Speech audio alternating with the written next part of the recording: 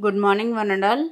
Today we will discuss the types of templates. In templates, we have two types: function templates and class templates. So first we will discuss about function templates. Function template is nothing but a function template that represents several functions performing same task but all different data types. So several functions performing same task but on different data types is called function templates. These function templates is also called as generic functions. These function templates is also called as generic functions. So the examples for the function template is nothing but the sort, max, min, print array and large. These are the different functions which implemented by using function templates. So this is the syntax for the function templates. In every function templates, first it is starts with the keyword template followed by class type. This class type is also called as placeholder. Return type, this is a return type followed by function name, the number of arguments that are passed to the function, and this is a body for the function. So again, these function templates are classified into two types: the function templates with the single argument type and function templates with multiple argument types. Function templates with single argument type is nothing but only one type of data type values we have to pass in this function. Function templates with the single argument type is nothing but only one data type values we have to pass here.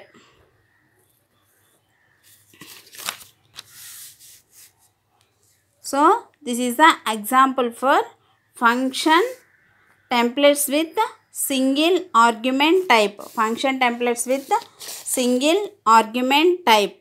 In this, only one type of data type values. Only single data type values. Single type of data type values. Single type of data type values we have to pass to the corresponding function. So this is the program which explains about the function with single argument type. So this is a template followed by class type. Here we are using only one type of data type values. This is replaced with the placeholder values. So the T, corresponding T values are replaced with the placeholder values. The placeholder is nothing but the type of data type we have to pass in the corresponding function. T followed by large is a function name. In that large, in that we are passing two parameters, two values. This is a function for comparison between two numbers. So in this function, return n1 greater than n2. We have to apply the conditional statements in this statement. The conditional statement is nothing but if this condition satisfied, n1 is output. If n1 greater than n2, it is true, n1 is printing. Otherwise, n2 is printing. So in main method, we are taking integer type values, float type values and char type values. So first statement, we are entering two integer values. Two integer values and we are reading two integer values from the keyboard. Integer value, for example, 3, 4 are the integer values which are reading from the keyboard. Next statement, large of I1, I2. So these large of I1, I2 values, whenever the statement executes, all the placeholder values are replaced with integer type of values. Here we are passing integer type of values.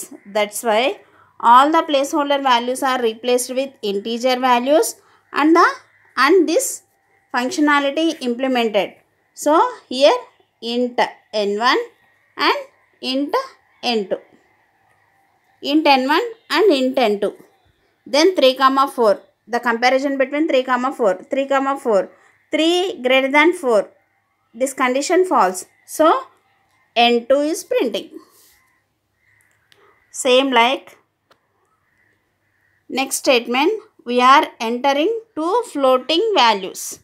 F1, F2 from the keyboard. Again the large of F1, F2. All the placeholder values, instead of integer values, we have to replace all the floating point values are replaced with float large of float 1, float n1 comma float n2. In this statement, all the floating point values, all the placeholder values are replaced with the float instead of placeholder. All the t values are replaced with the f1, f2 in this case. Next statement, we have to pass enter two character values. So we are reading two character values from the keyboard. Whenever this statement execute large of c1 comma c2, so all the placeholder values are replaced with some char large of char large of char n1 comma char n2. So in this case, all the placeholder values are replaced with the character values. So the character which are passing is either a comma e. E is larger ASCII value. So in this way, in this case, we are using only one argument type. We are passing either int or float or char. But at a time we are not passing all the three types. That will be discussed in the next class. Thank you.